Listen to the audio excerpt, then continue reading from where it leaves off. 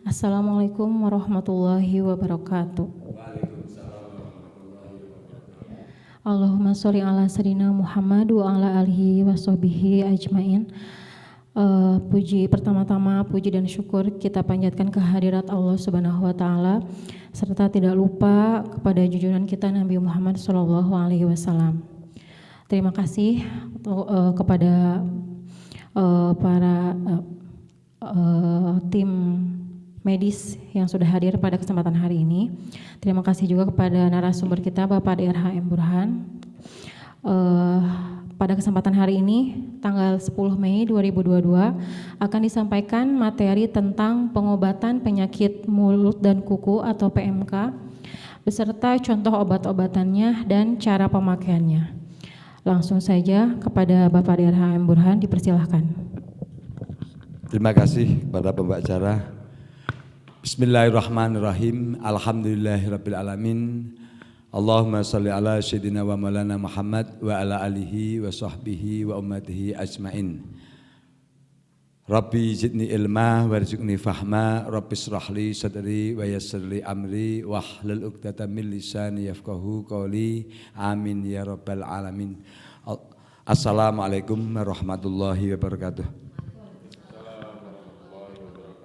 Pada kesempatan ini saya akan menyampaikan pengobatan penyakit mulut dan kuku atau PMK dan contoh obat-obatannya yang praktis bisa diaplikasikan langsung oleh peternak karena kondisi urgent. Jadi karena peternak harus bisa mengaplikasikan sendiri untuk menolong hewan ternaknya. Karena mohon maaf kalau istilahnya mengandalkan tenaga medis yang secara formal tentunya tidak bisa ditangani. Jadi artinya mohon maaf kepada para tenaga medis, entah dokter hewan ataupun para medis, kalau apa yang saya sampaikan ini dianggap melanggar kode etik.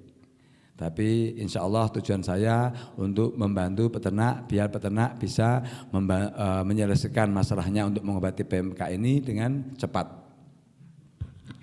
Nah, kemudian karena session yang sebelum-sebelumnya sudah saya sampaikan tentang PMK, sekarang langsung intinya saya pada PMK.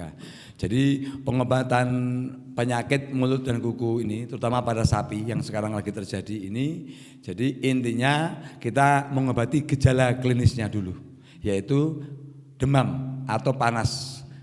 Karena saat terjadi PMK pada sapi ini, suhu tubuh sapi kurang lebih 40 sampai kadang-kadang 41 derajat Celcius, sehingga ini panas demam yang luar biasa, sehingga bisa mengakibatkan jika tidak segera diobati mengakibatkan kekejangan. Dan otomatis nafsu makan turun. Jadi turunnya nafsu makan itu karena akibat panas yang sangat tinggi. Dan nanti kalau dibiarkan akhirnya bisa terjadi kekejangan, ambruk kemudian kejang, akhirnya berlanjut dengan kematian. Nah, obat untuk demam ini yaitu harus memberikan penurun panas. Kalau contoh produknya yaitu namanya Kontrakol Inject. Jadi Kontrakol itu isinya mengandung antalgin sebagai penurun panas dan penghilang rasa nyeri. Kemudian ada dibenhidramin HCl yang fungsinya sebagai antihistamin atau memblokir atau mencegah terjadinya peradangan. Itu Kontrakol. Mohon dekat aja biar dibacakan di situ, Bu Is, dekat ini jadi orang biar tahu. Disini Bu Isnya aja yang maju menurut saya ya, atau ya, Kontrakol Inject. Nah, untuk sapi dosisnya Kontrakol Inject ini adalah kurang lebih 20 mili per 300 sampai 400 kg berat badan. Nah, ini diberikan pada saat terjadi demam. Nah, bagaimana kita mengedemam? Ukurannya adalah moncong hidung, jika diraba terasa panas dan kering. Biarpun di moncong hidungnya atau dalam hidungnya ada cairan, tapi bukan cairan cairan yang normal, itu ada cairan karena peradangan dari moncongnya itu kalau pada saat terjadi itu. Kalau normal kan dingin basah. Nah ini pada saat katakanlah terjadi PMK ini, moncong hidung ini kering dan panas. Lah, kalaupun basah itu bukan basah cairan yang normal, cairan mocong hidung bukan. Lah, itu kita harus memberikan kontrakol injek. Itu biar cepat sapi ini merasa nyaman karena tidak demam dan jangan sampai kejang. Satu kontrakol. Nah, kemudian yang berikutnya adalah untuk meningkatkan metabolisme dan meningkatkan imunitas dan meningkatkan nafsu makan, itu kita harus memberikan multivitamin. Nah, multivitamin yang dengan komposisi vitamin B1, B6, B12. Nah, fungsinya untuk apa? Satu, untuk meningkatkan metabolisme karbohidrat sehingga kalori yang diproduksi oleh sel atau namanya ATP itu cepat diproduksi sehingga tubuh hewan itu kecukupan energi. Kemudian yang mengandung vitamin A, D, 3E. Nah, vitamin A ini fungsinya untuk apa? Karena terjadi peradangan, kerusakan sel sehingga vitamin A ini mempercepat pembentukan sel baru atau epitelisasi. Jadi akhirnya mempercepat penyembuhan peradangan. Nah, vitamin D3 ini kaitannya metabolisme secara luas. Hampir semua metabolisme itu sebenarnya vitamin D3 ini dibutuhkan. Contoh sistem humoral atau hormonal itu sangat, contoh katakanlah saat peradangan itu kan ada dilepaskannya histamin namanya prostaglandin. Nah, ini dengan adanya vitamin D3 ini sistem keseimbangan produksi prostaglandin itu akan seimbang. Nah, vitamin D3. Nah, jadi itu. Kemudian vitamin sudah. Kemudian yang ketiga adalah pemberian antibiotik. Memang ini infeksi virus, tapi antibiotik tetap dibutuhkan karena parahnya kondisi PMK ini adanya infeksi sekunder oleh bakteri lingkungan. Apalagi contohnya di kaki. Di kaki ini rentan sekali dengan katakanlah infeksi. Karena ketika sudah luka melepuh akibat PMK awalnya virus, nah kemudian luka, akhirnya bakteri ini akan masuk, menjadi radang parah, bernanah dan sebagainya. Sama dengan mulut. Mulut juga sama, kita udah melepuh. Di mulut ini kan paling banyak kotoran makanan. Lah, namanya makanan banyak mengandung protein, karbohidrat yang menjadi bahan makanan bakteri dan jamur sehingga memperparah peradangan. Contohnya adalah pen strep. Nah, kenapa pen strep? Karena pen strep ini satu, dia tingkat toksisitasnya atau tingkat keracuannya rendah. Nah, pen strep ini kemudian cenderung tidak iritir. Artinya kalau seorang peternak nyuntik itu tidak khawatir pincang, tidak khawatir nyeri, itu pen strep. Kemudian daya bunuhnya terhadap bakteri lingkungan, ini penisilin ini paling kuat. Penisilin, makanya pen strep ini kombinasi penisilin sama streptomycin. Nah, kenapa streptomycin? Karena di dalam mulut ini kebanyakan bakteri-bakteri gram negatif. Nah, itu efektifnya sama streptomycin. Jadi paling cocok adalah pen strep injek. Berapa dosisnya? Dosisnya kurang lebih 20 mili per 300 sampai 400 kg berat badan. Nah, untuk pengobatan pen strep ini karena antibiotik ini harus diberikan sehari 2 kali 3 hari. Karena antibiotik, jadi artinya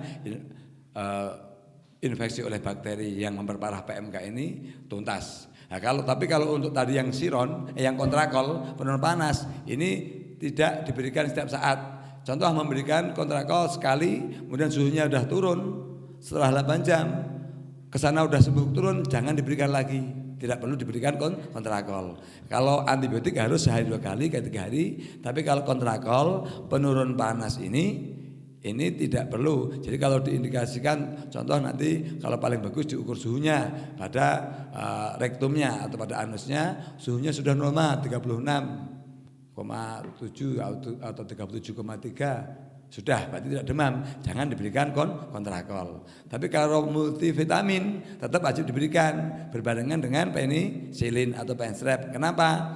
Karena setiap kita memberikan antibiotik untuk hewan ruminansia atau hewan memamah biak, sapi, kambing, domba, ini akan mendepres jumlah populasi bakteri di dalam rumen. Sehingga mengakibatkan bakteri atau mikroba lain penghasil vitamin B kompleks menjadi menurun sehingga bisa kekurangan vitamin B kompleks. Maka tetap diberikan multivitamin untuk multivitamin. Nah, kemudian jika dibutuhkan itu diberikan dexamethasone untuk peradangan yang sudah parah. Kenapa? Biar tidak parah. Tetapi ada catatan untuk hewan-hewan sai perah yang bunting itu jangan diberikan dexamethasone. Karena kalau dexamethasone ini diberikan pada hewan yang sedang bunting bisa terjadi abortus. Tapi bisa itu bukan berarti tidak selalu abortus. Jadi dexamethasone ini bisa mengakibatkan abortus atau keguguran pada hewan bunting. Tapi tidak selalu abortus. Tapi bisa. Jadi artinya kalau memang katakanlah ragu-ragu, jangan diberikan dexamethasone pada hewan yang sedang bunting, terutama kebuntinganmu muda pada trimester awal atau sepertiga umur kebuntingan awal. Kalau sapi berarti kurang lebih di bawah 3 bulan. Jangan diberikan dexamethasone. Nah, kemudian penanganan pengobatan untuk yang bagian luarnya. Nah, bagian luar contoh kakinya. Jadi kaki itu dibersihkan dulu dengan air hangat. Dibersihkan dulu dengan air hangat sampai sebersih mungkin. Nah, usahakan kering. Nah, setelah itu kemudian kalau ada alkohol kita semprot pakai alkohol. Nyeri sedikit tetapi biar membakar. Tujuan alkohol ini membakar sehingga janin menutup untuk membakar. Tapi alkohol ini tidak bisa memproteksi atau melindungi selama. Jadi alkohol akan menguap. Nah, makanya kemudian kita semprot dengan obat antibiotik dan anti lalat biar tidak parah. Jadi contohnya namanya Gentaver spray.